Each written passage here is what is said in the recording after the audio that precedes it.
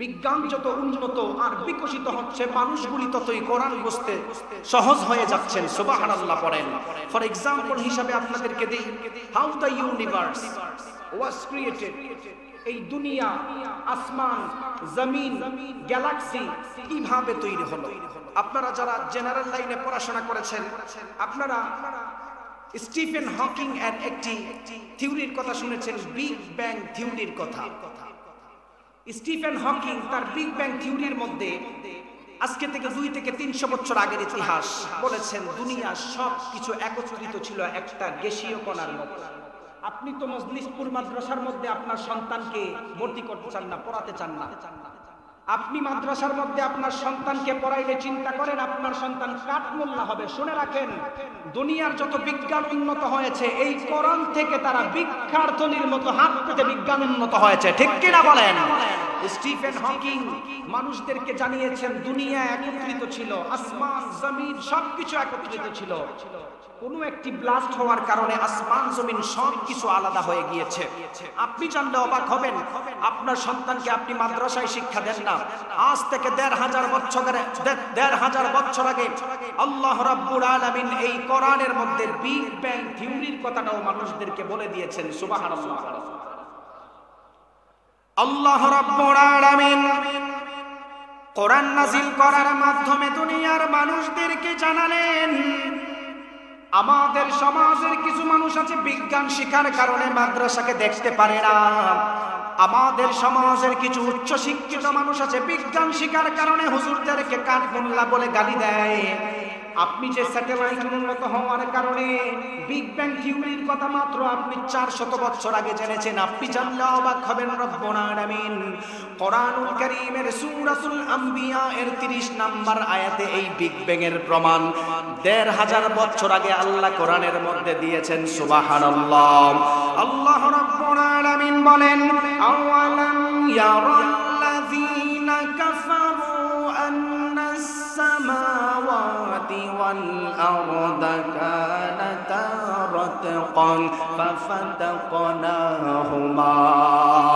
আল্লাহ রাব্বুল আলামিন ১৫০০ বছর আগে সূরাতুল আম্বিয়া এর 30 নম্বর আয়াতে মানুষদেরকে আধুনিক বিজ্ঞানের কথা আপনি মাত্র জেনেছেন, অথচ আপনি জানলে অবাক হবেন আল্লাহ তাআলা এই 30 নম্বর আয়াতে মানুষদেরকে বলেছেন দুনিয়ার মধ্যে যারা কাফের ছিল তারা কি একবারও চিন্তা করে না, দেখে না দুনিয়ার সবকিছু একত্রিত ছিল, আমি আল্লাহর অর্ডারের কারণে সমস্ত কিছু আলাদা আলাদা হয়েছে। সুবহানাল্লাহ।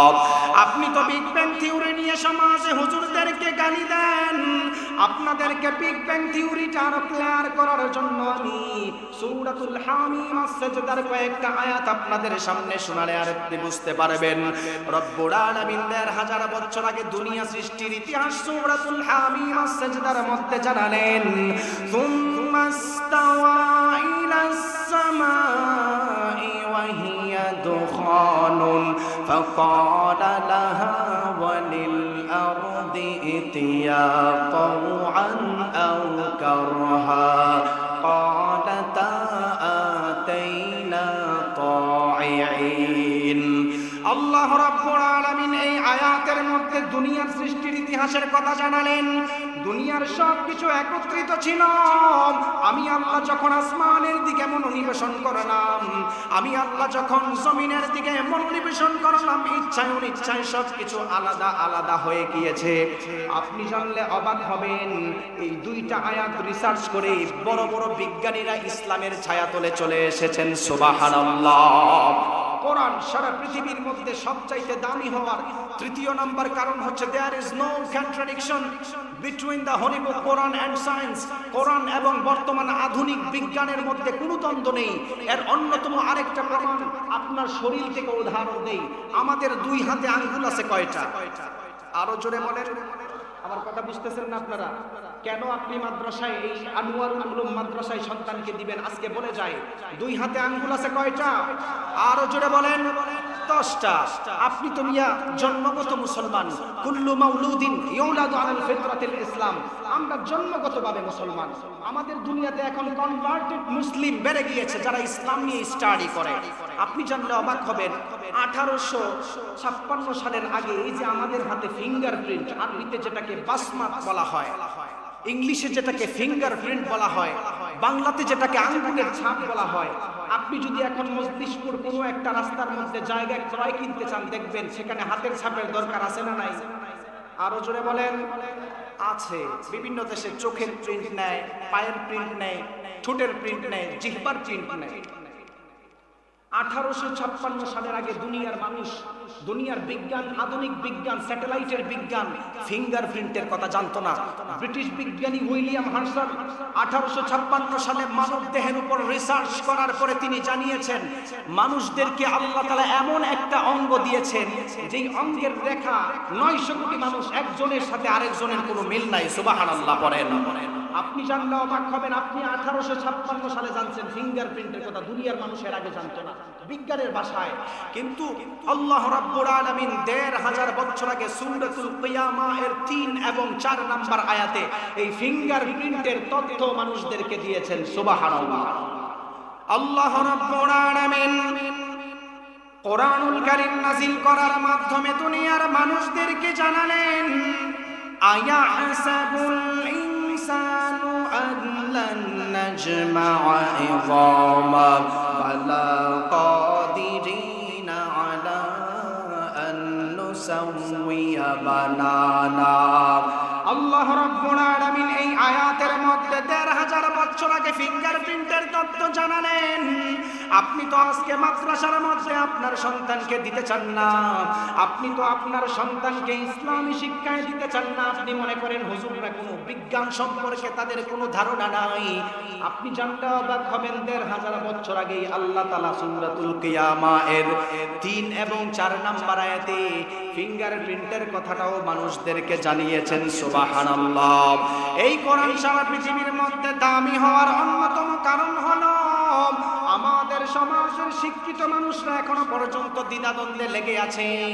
সূর্য ঘুরে নাকি পৃথিবী ঘুরে, সূর্য ঘুরে নাকি পৃথিবী ঘুরে, এখনো পর্যন্ত বিজ্ঞান কোনো সমাধান দিতে পারে নাই। সূর্য স্থির আছে নাকি পৃথিবী স্থির আছে। আপনি জানলে অবাক হবেন এই ঘোরাঘুরির সমস্ত সমাধান আল্লাহ তাআলা 1500 বছর আগে বিজ্ঞানময় কোরআন, বিজ্ঞানময় সূরাতুল ইয়াসিনের মধ্যে মানুষদেরকে জানালেন। সুবহানাল্লাহ। আল্লাহ রাব্বুল আলামিন কোরআনুল কারীমের বিজ্ঞানময় সূরাতুল ইয়াসিনের মধ্যে দুনিয়ার মানুষদেরকে জানালেন ওয়াশ-শামসু তাজরি লিমুস্তাকাররিন লাহা যালিকা তাকদীরুল আজিজিল আলীম ওয়াল কমারা কদ্দারনাহু মানাজিলা হাত্তা আদা কাল উরজুনিল কদীম লাশ-শামসু ইয়ানবাগী লাহা আন তুদরিকাল কমারা ওয়ালাল লাইলু সাবিকুন নাহার ওয়া কুল্লুন ফি ফালাকিন ইয়াসবাহুন। বিজ্ঞান এখনো ঘোরাঘুরির সমাধান এখনো পর্যন্ত দিতে পারে নাই। বিজ্ঞান যদি 200 বছর আগে বলেছে স্থির রয়েছে সূর্য, 200 বছর পরে বিজ্ঞানীরা এসে বলে এটা কোনো ঠিক নাই। আপনি জানলে অবাক হবেন রব্বুল আলামিন 1500 বছর আগে এই ঘোরাঘুরির সমাধানটা কোরআনুল কারীমের বিজ্ঞানময় সূরাতুল ইয়াসিনের মধ্যে জানালেন। আমি আল্লাহ দিন এবং রাতকে এমন ডিফারেন্সে রেখেছি, কখনো দিন রাতের সাথে কায়েম হতে পারে না, রাত কখনো দিনের সাথে কায়েম হতে পারে না। আল্লাহ তাআলা এই আয়াতের শেষ অংশের মধ্যে দুনিয়ার মানুষদেরকে জানালেন ওয়া কুল্লুন ফি ফালাকি ইয়াসবাহুন। সমস্ত কিছু আলাদা আলাদা গতিপথে চলাফেরা করে। সুবহানাল্লাহ। আমরা এবার কোরআন থেকে দলিল পেলাম সূর্য ঘুরে নাকি পৃথিবী ঘুরে। এবার আসেন আল্লাহর নবীর হাদিস থেকে আমরা প্রমাণ নেই। বিশ্বনবী সাল্লাল্লাহু আলাইহি ওয়াসাল্লাম আবু যর রাদিয়াল্লাহু তাআলা আনহুকে প্রশ্ন করে বলল, ও আবু যর, সূর্য প্রত্যেকদিন পূর্ব দিক থেকে ঘুরে গিয়ে পশ্চিম দিকে কোথায় যায় একটু তুমি আমাকে বলো। আবু যর রাদিয়াল্লাহু তাআলা আনহু আমার নবীকে বলল, গো আল্লাহর নবী, আল্লাহর রাসূল এবং আল্লাহ আমার চাইতে ভালো জানেন। বিশ্ব নবী সাল্লাল্লাহু আলাইহি ওয়াসাল্লাম সাহাবীদেরকে জানালেন, ও সাহাবায়ে কেরাম শোনো, সূর্য প্রত্যেকদিন পূর্ব দিক থেকে ঘুরে গিয়ে পশ্চিম দিকে আল্লাহর কুদরতি পায়ে সেজদা দেয়। কুদরতি পায়ে সেজদা দিয়ে আমার আল্লাহর কাছে দোয়া করে, ওগো আল্লাহ, আপনি যদি আমাকে একটু অনুমতি দেন আবার আমি ঘুরে গিয়ে পূর্ব দিকে উঠব। ও আবু যর, এমন একটা জমানায় মানুষগুলি উপনীত হয়ে যাবে যেই জমানার মধ্যে সূর্য আর ঘোরার অনুমতি পাবে না। কিয়ামতের আগে সূর্যটা পশ্চিম দিকেই উদিত হবে। এর মাধ্যমে আমরা সমাধান পেলাম, সূর্যটা প্রত্যেকদিন পৃথিবীকে প্রদক্ষিণ করে। এই কোরআন সারা পৃথিবীর মধ্যে দামি হওয়ার অন্যতম কারণ হলো আপনি এই কোরআনের কাছে যত সমাধান নিয়ে যাবেন, সমস্ত সমস্যার সমাধান আপনি কোরআনের মধ্যে খুঁজে পাবেন। আপনি যদি রাষ্ট্রীয় জিন্দেগি কিভাবে চালানো লাগে সেটা দেখেন, আল্লাহ তাআলা ১৫০০ বছর আগে কোরআনের মধ্যে মানুষদেরকে জানালো।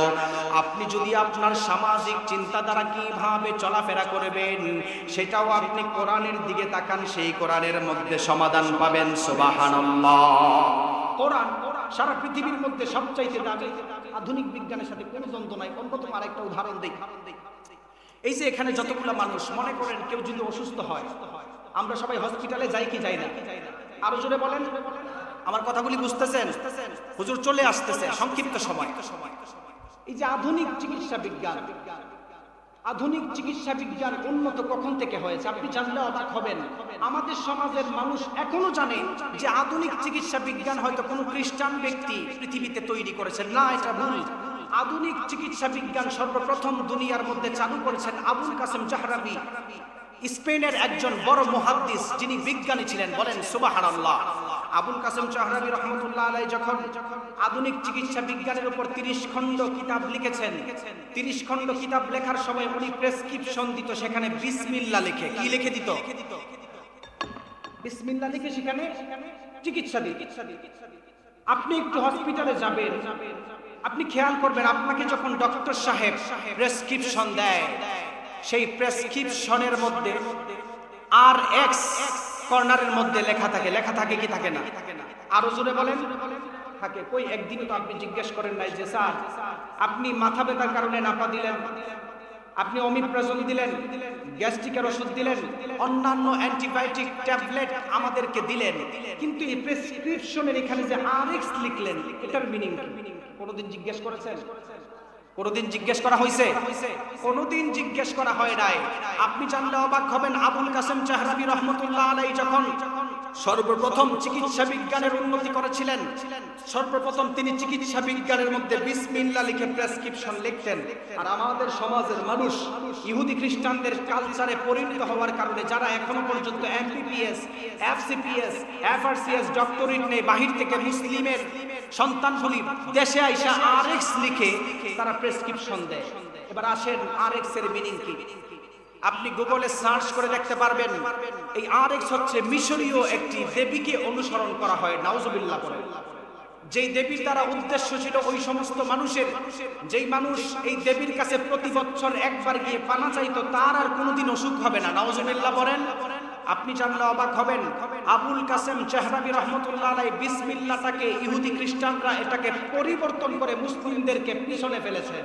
অথচ এখনো পর্যন্ত আপনি যদি MBBS, FCPS, FRCS এর ডক্টরেট আনতে যান, আবুল কাসেম জাহরাবি রহমতুল্লাহ আলাইহির লেখা 30 খণ্ড বই থেকে আপনাকে পড়তে হবে। সুবহানাল্লাহ।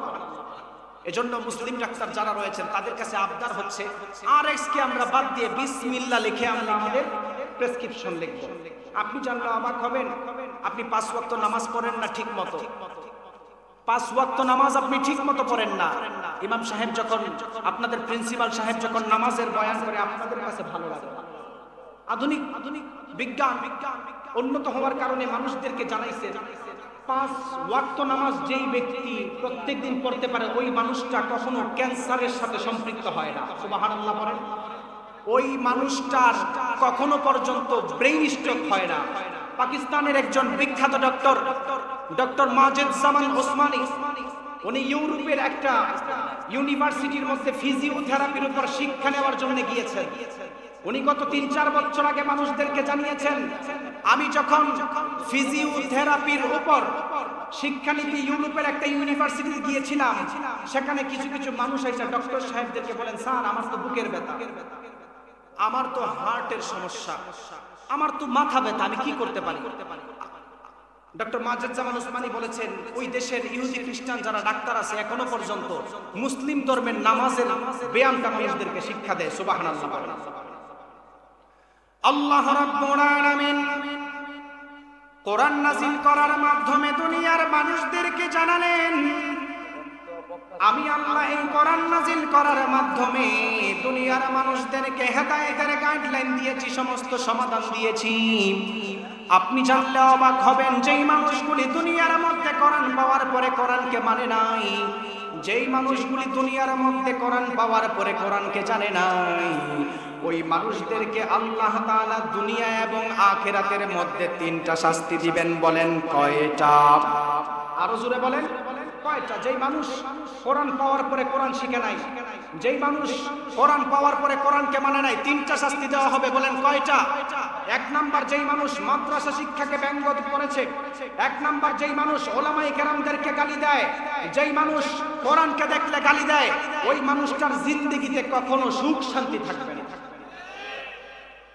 আল্লাহ রাব্বুল আলামিন কোরআনুল কারীমের সূরাতুত তাহা এর 124 থেকে 26 নম্বর আয়াতে জানালেন, ওয়ামান আ'রাদা আন যিকরি ফাইন্না লাহু মাঈশাতান দানকা ওয়া নাহশুরুহু ইয়াওমাল কিয়ামাতি আ'মা ক্বালা রাব্বি লিমা হাশারতানি আ'মা ওয়া ক্বাদ কুনতু বাসীরা ক্বালা কাযালিকা আতাতকা আয়াতুনা ফানাসীতাহা ওয়া কাযালিকাল ইয়াওমা তুনসা। আল্লাহ রাব্বুল আলামিন কোরআনুল কারীমের 20 নম্বর সূরা সূরাতুত তাহা এর 124 থেকে 26 নম্বর আয়াতে জানালেন, ওয়ামান আ'রাদা আন যিকরি ফাইন্না লাহু মাঈশাতান দানকা। প্রথম আয়াতের মধ্যে মাঈশাতান দানকা এর ব্যাখ্যায় মুফাসসিরিনে কেরাম 2টা ব্যাখ্যা করেছেন। যেই মানুষগুলি দুনিয়ার মধ্যে কোরআন পাওয়ার পরে কোরআনকে মানে নাই, যেই মানুষগুলি দুনিয়ার মধ্যে কোরআনকে পাওয়ার পরে কোরআনকে জানে নাই, কোরআনকে অস্বীকার করেছে, যেই মানুষগুলি দুনিয়ার মধ্যে মাদ্রাসাকে পাওয়ার পরে মাদ্রাসাকে ব্যঙ্গের ছাতা বলে গালি দিয়েছে, মাঈশাতান দানকা এর ব্যাখ্যায় মুফাসসিরিনে কেরাম প্রথম নাম্বার ব্যাখ্যা করেন, ওই মানুষটার জিন্দেগির মধ্যে কখনো সুখ শান্তি পাওয়া যাবে না। মাঈশাতান দানকা এর ব্যাখ্যায় মুফাসসিরিনে কেরাম দুনিয়ার মানুষদেরকে জানিয়ে দিলেন, ও দুনিয়ার মানুষ শুনে নাও, কোরআন পাওয়ার পরে কোরআন না মানার কারণে যেই মানুষটা মারা যাবে, সঙ্গে সঙ্গে কবরের আযাব, কবরটাকে সংকীর্ণ করে দেওয়া হবে। তৃতীয় নাম্বার শাস্তি সম্পর্কে রব্বুল আলামিন সূরাতুত তাহা এর 125 নম্বর আয়াতে দুনিয়ার মানুষদেরকে জানালেন, ওয়া নাহশুরুহু ইয়াওমাল কিয়ামাতি আ'মা। ওই মানুষদেরকে হাসরের ময়দানে আল্লাহ তাআলা অন্ধ অবস্থায় মানুষদেরকে হাজির করবেন। যেই মানুষটা দুনিয়ার মধ্যে কোরআন পায় না, যেই মানুষটা দুনিয়ার মধ্যে কোরআনকে মানে নাই, হাসরের ময়দানে যখন তাদেরকে অন্ধ অবস্থায় তোলা হবে, ওই মানুষটা আমার আল্লাহকে বলবেন, ওগো আল্লাহ, ক্বালা রাব্বি লিমা হাশারতানি আ'মা, কেন আপনি আমাকে দুনিয়ার মধ্যে তো চোখ ছিলেন, আজকে কেন অন্ধ অবস্থায় তুললেন? ওগো আল্লাহ, দুনিয়াতে তো চোখ ছিল, চোখ দেখে চলাফেরা করার কারণে আমি দুনিয়াতে চলাফেরা করেছি, কেন আজকে আপনি আমাকে হাসরের ময়দানে অন্ধ অবস্থায় তুললেন? আল্লাহ রাব্বুল আলামিন সূরাতুত তাহা এর 126 নম্বর আয়াতে মানুষদেরকে জানালেন, ক্বালা কাযালিকা আতাতকা আয়াতুনা فنسيتها وكذلك اليوم تنسى তোমাদেরকে হাসরের ময়দানে অন্ধ অবস্থায় তোলার মূল কারণ হলো তোমরা দুনিয়ার মধ্যে নবীকে মানো নাই, দুনিয়ার মধ্যে কোরআন পাওয়ার পরে কোরআনকে অস্বীকার করেছিলে। এর মাধ্যমেই বোঝা গেল যারা কোরআনকে মানে না তাদেরকে হাসরের ময়দানে অন্ধ অবস্থায় তোলা হবে। শুধু আপনি অন্ধ অবস্থায় তুলবেন এটা হবে না, এবার আসেন দুনিয়ার যেই আযাবটা হবে। মুফাসসিরিনে কেরাম দুনিয়ার মানুষদেরকে জানালেন যেই মানুষগুলি দুনিয়াতে কোরআনকে অপমান করেছে তাকেও দুনিয়ার মধ্যে লাঞ্ছিত করা হবে, ঠিক কিনা? যেই মানুষ দুনিয়াতে কোরআনকে লাঞ্ছিত করেছে তাকেও লাঞ্ছিত করা হবে। যেমন আপনাদেরকে একটা অন্যতম উদাহরণ দিই। এই যে গত 1.5-2 বছর আগে আমাদের বাংলাদেশের একজন বিখ্যাত ধনী ভ্যাকসিনপে কোম্পানির মালিক সালমান এফ রহমান, উনি একটা ওয়াজের স্টেজের মধ্যে দাঁড়ায়া বক্তব্য দিয়েছিলেন, আমি কোরআনের কিছু কিছু জিনিস মানি। নাউজুবিল্লাহ বলেন, আরো জোরে বলেন। হাদিস তো আমি মানি না ঠিক মতো, কিন্তু কোরআন নিয়েও আমার সন্দেহ আছে। নাউজুবিল্লাহ বলেন। মনে রাখবেন যেই মানুষগুলি দুনিয়ার মধ্যে কোরআন পাওয়ার পরে কোরআনকে মানে নাই, যেই মানুষগুলি দুনিয়ার মধ্যে কোরআন পাওয়ার পরে কোরআনকে জানে নাই, কোরআনকে নিয়ে ব্যঙ্গ করেছে, মাদ্রাসা শিক্ষাকে ব্যঙ্গ করেছে, ওই মানুষটাকেও দুনিয়ার মধ্যে জুতা পেটা করে লাঞ্ছিত করা হবে, ঠিক কিনা বলেন? এজন্য আমরা সবাই কোরআনের সাথে থাকবো, কোরআনের পক্ষে থাকবো, ঠিক কিনা? এজন্য আপনাদেরকে যেটা বলতে চাচ্ছিলাম, কোরআন এমন একটি কিতাব যেই কিতাব সারা পৃথিবীর অন্যান্য ধর্ম বইয়ের চাইতে সবচাইতে দামি। 3য় নাম্বার কারণ আধুনিক বিজ্ঞানের সাথে কোনো দ্বন্দ্ব নাই। আপনি জানলে অবাক হবেন, এই কোরআন যেই ব্যক্তি মানে তার তো সম্মান অটোমেটিক বেড়ে যায়। আর যেই মানুষ কোরআন মানে না, আল্লাহর হাবিব সাল্লাল্লাহু আলাইহি ওয়াসাল্লাম তিরমিজির হাদিসের মধ্যে স্পষ্ট বলেছেন, ইন্নাল্লাযী লাইসা ফি জাওফিহি শাইউম মিনাল কুরআনি কাল বাইতিল খারিব, যাদের মধ্যে যাদের কলবে কোরআনের লেশ মাত্র নাই তাদের কলবটা হচ্ছে অন্ধকার ঘরের মতো। নাউজুবিল্লাহ বলেন। সাহাবায়ে কেরাম আমার নবীকে বলল, গো আল্লাহর নবী, অন্ধকার ঘর সম্পর্কে আপনি আমাদেরকে কিছু জানায়া দেন। কারণ আল্লাহর নবী তিরমিজির হাদিসের মধ্যে মানুষদেরকে জানালেন, ইন্নাল্লাযী লাইসা ফি জাওফিহি শাইউম মিনাল কুরআনি কাল বাইতিল খারিব, যেই মানুষটা দুনিয়ার মধ্যে কোরআন পড়ে না, কোরআনের পক্ষে থাকে না, যেই মানুষটা দুনিয়ার মধ্যে তার কলবের মধ্যে কোরআনকে ঢোকাতে পারে নাই, ওই মানুষটার কলবটা হলো অন্ধকার ঘরের মতো। অন্ধকার ঘরের ব্যাখ্যা দিতে গিয়ে মুফাসসিরিনে কেরাম দুনিয়ার মানুষদেরকে জানালেন, অন্ধকার ঘর বলতে ওই মানুষটাকে বোঝানো হয় অন্ধকার ঘরের মধ্যে শয়তান বাস করে, অর্থাৎ মানুষটার কলবের মধ্যে শয়তান বাস করে। আর যেই মানুষটার কলবের মধ্যে শয়তান বাস করে ওই মানুষটা কখনো কোরআনের পক্ষে কথা বলতে পারে না, ঠিক কিনা? যেই মানুষটার ভিতরে কোরআন নাই ওই মানুষটা কখনো আল্লাহর পক্ষে কথা বলতে পারে না। যেই মানুষটার কলবের মধ্যে আল্লাহর হাদিসের সম্মান নাই, আল্লাহর নবীর হাদিসের সম্মানটা যেই মানুষের কলবের মধ্যে নাই, মনে রাখবেন ওই মানুষটা এমবিবিএস, এফসিপিএস, এফআরসিএস ডক্টরেট লাগাতে পারে, যদি তার ভিতরে কোরআন না থাকে মনে রাখবেন ওই মানুষটা হলো শয়তানের বন্ধু। তার মাধ্যমে কখনো ইসলামের কোনো উপকার হতে পারে না, ঠিক কিনা? তার মাধ্যমে ইসলামের উপকার হয় না। আপনাদেরকে সংক্ষিপ্ত একটা কথা বলি, শোনেন। আমাদের সমাজের ইদানিং একটা সমস্যা বেড়ে গিয়েছে যে রাসূল সাল্লাল্লাহু আলাইহি ওয়াসাল্লামের হাদিসকে ইসলামের সেকেন্ডারি দলিল মানে না।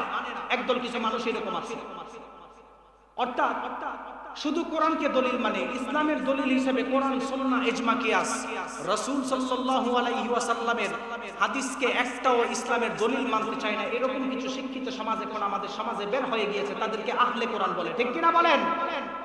বের হয়ে গেছে।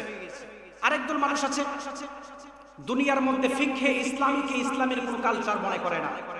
যেমন আমাদের সমাজের 2 প্রকার মানুষ খুব তাড়াতাড়ি গুমরা হয়ে যায়। উচ্চ শিক্ষিত মানুষ গুমরা হয়। উচ্চ শিক্ষিত মানুষ কিভাবে গুমরা হয়? তারা যখন বাহিরের দেশে পড়াশোনা করে তাদেরকে একটা সিলেবাস পড়ানো হয়। ইংরেজরা যখন চিন্তা করলো যে মুসলমানদেরকে তো পিস্তল দিয়ে গুলি করে, কামান দিয়ে অ্যাটাক করে তাদেরকে হারানো যাচ্ছে না, কিভাবে হারানো যায়? তাদের ঈমানের মধ্যে ফাটল দিতে হবে, তাদের মসজিদে ফাটল দিতে হবে, তাদের মাদ্রাসা শিক্ষার মধ্যে ফাটল দিতে হবে। ওই জমানার মধ্যে স্কলাস্টিক বডি বানাইছেন। আমাদের সমাজের কিছু মানুষ তাদেরকে ওরিয়েন্টালিস্ট বলে, বাংলাতে যাদেরকে প্রাচ্যবিদ বলা হয়, আরবিতে যাদেরকে মুস্তাশরিকিন বলে। আপনি জানলে অবাক হবেন, আজকে থেকে 200 বছর আগে বই লিখেছেন দুইজন ইহুদি ব্যক্তি, জোসেফ শেখ, গোল্ডজিহেড। তারা বই লিখেছেন origin of Muhammadan jurisprudence, aspect of Islamic civilization. Mister Arberry Nicholson এরকম কিছু মানুষ বই লিখছেন। বই লেখার সময় তারা সর্বপ্রথম বইয়ের মধ্যে মুসলমানদের অনেক সুনাম গাইছেন। মুসলমানদের অনেক সুনাম গাওয়ার কারণে আমাদের কিছু মুসলিম শিক্ষিত ভাই তাদের বই পড়ার পরে তারা রাসূল সাল্লাল্লাহু আলাইহি ওয়াসাল্লামের বায়োগ্রাফি নিয়ে পড়াশোনা করে। মধ্যখানে গিয়ে ওই ইহুদির বাচ্চারা এই বইয়ের মধ্যে লিখে দিয়েছেন অরিজিন অফ মুহাম্মাদান জুরিসপ্রুডেন্স। আপনি বইটা খুলে দেখেন, ওই বইয়ের মধ্যে স্পষ্ট লেখা আসলে রাসূল সাল্লাল্লাহু আলাইহি ওয়াসাল্লামের হাদিস, এটা ইসলামের কোনো দলিল না, এইগুলা হচ্ছে সব বানাওয়াট। নাউজুবিল্লাহ বলেন, আরো জোরে বলেন। যেমন গত 1 বছর আগে দেখেছেন আমাদের আরিফ বিন হাবিব সাহেব বয়ান করতেছিলেন, এমন সময় একজন ব্যক্তি দাঁড়ায়া বলেছিল এতক্ষণ এই মৌলানা এখানে যতক্ষণ বয়ান করেছে রাসূলের হাদিস দিয়ে সবগুলো মিথ্যা বানাওয়া। আপনি জানলে অবাক হবেন, অক্সফোর্ড ইউনিভার্সিটি, স্ট্যানফোর্ড ইউনিভার্সিটি, ইউরোপের বিভিন্ন ইউনিভার্সিটিতে রাসূল সাল্লাল্লাহু আলাইহি ওয়াসাল্লামের বায়োগ্রাফি পড়ানো হয়, রাসূল সাল্লাল্লাহু আলাইহি ওয়াসাল্লামের সিরাত পড়ানো হয়। কার বই পড়ানো হয় একটু শুনে নেন। আমাদের সমাজের শিক্ষিত মানুষ 2 লাইন ইংলিশ পড়তে পারলে, 2 লাইন ইংলিশের বই পড়তে পারলে আয়েশা মসজিদের মধ্যে হুজুরকে ধমক দেয়। এইরকম মানুষ আছে না নাই? এরকম মানুষ আছে না নাই?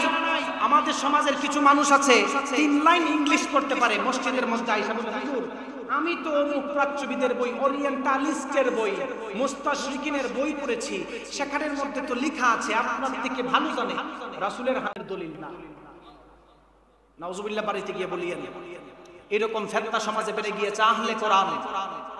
দ্বিতীয় নাম্বার, ফিকহে ইসলামীকে ইসলামের কোনো মূল জিনিস ধরতে চায় না। জোসেফ শেখ তার লেখা বইয়ের মধ্যে স্পষ্ট বলেছেন আসলে ফিকহে ইসলামী বলতে ইসলামের কোনো জিনিস না, এগুলা রোমান খ্রিস্টান থেকে মুসলমানরা কানেক্ট করে রাসূল সাল্লাল্লাহু আলাইহি ওয়াসাল্লামের হাদিসের সাথে মিলাইয়া এগুলা চলমান করে দিয়েছেন। নাউজুবিল্লাহ বলেন। অথচ আপনি জানলে অবাক হবেন, এই সমস্ত মানুষ Joseph Schacht, origin of Muhammadan jurisprudence, এই বইগুলো আমরা পড়েছি। বর্তমান অন্তর্বর্তীকালীন সরকার ডক্টর আফম খালেদ হুসাইন স্যার, আমার সরাসরি স্যার, ইউনিভার্সিটিতে আমাদেরকে পড়াইছেন আল কোরআন ওয়াল মুস্তাশরিকুন, প্রাচ্যবাদ সম্পর্কে আমাদেরকে পড়িয়েছেন রশিদ জাহিদ স্যার, এই বইগুলি পড়িয়েছেন। পড়ে দেখলাম অধিকাংশ শিক্ষিত মানুষ ওই যে ইংলিশ বই পড়ার কারণে ইহুদির লেখা বই পড়ে তারা এখন আইসা মাদ্রাসার মধ্যে আইসা হুজুরদেরকে গালি দেয়, ইহুদের কালচারের মধ্যে পরিণত হয়েছে। ঠিক কিনা বলেন? আপনি যদি আপনার সন্তানকে মাদ্রাসার শিক্ষার মধ্যে শিক্ষিত করতেন, আপনি যদি আপনার সন্তানকে রাসূল সাল্লাল্লাহু আলাইহি ওয়াসাল্লামের হাদিস শিক্ষা দিতেন, তারা কখনো নাস্তিকদের পায়তারা পরে ঈমান হারা হতো না। ঠিক কিনা বলো? এখন থেকে আমাদের মূল একটা থিম থাকবে, মূল একটা চিন্তাধারা থাকবে, এই মজলিসপুর আনওয়ারুল উলুম মাদ্রাসা যতদিন থাকবে ততদিন আমরা এই মাদ্রাসার পাশে থাকবো ইনশাআল্লাহ। কোরআন সারা পৃথিবীর মধ্যে সবচাইতে দামি হওয়ার অন্যতম কারণ হচ্ছে এই কোরআন এমন একটি কিতাব, যেই কিতাব কোন মানুষ দুনিয়ার মধ্যে ভুল ধরার কোনো ক্ষমতা নাই। সুবহানাল্লাহ। কোরআনে কি কোনো ভুল আছে? ভুল নাই। আপনি মনে করছেন এই জমানার মানুষ হয়তো কোরআনে ভুল ধরতেছেন। আপনাদেরকে একটা ইতিহাস শোনাই, প্রফেসর ডক্টর মরিস বুকাইলের একটা ইতিহাস আপনাদেরকে শোনাই। উনি কিছুদিন রিসার্চ করেছেন, জানেন যে ফেরাউন নাকি পানিতে পড়ে মারা গেছে, লবণাক্ত পানিতে।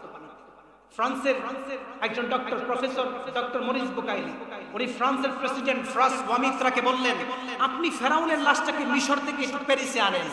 মুসলিম ধর্মরাজ বলে যে ফেরাউন নাকি পানিতে পড়ে মারা গেছে, একটু রিসার্চ করে দেখি।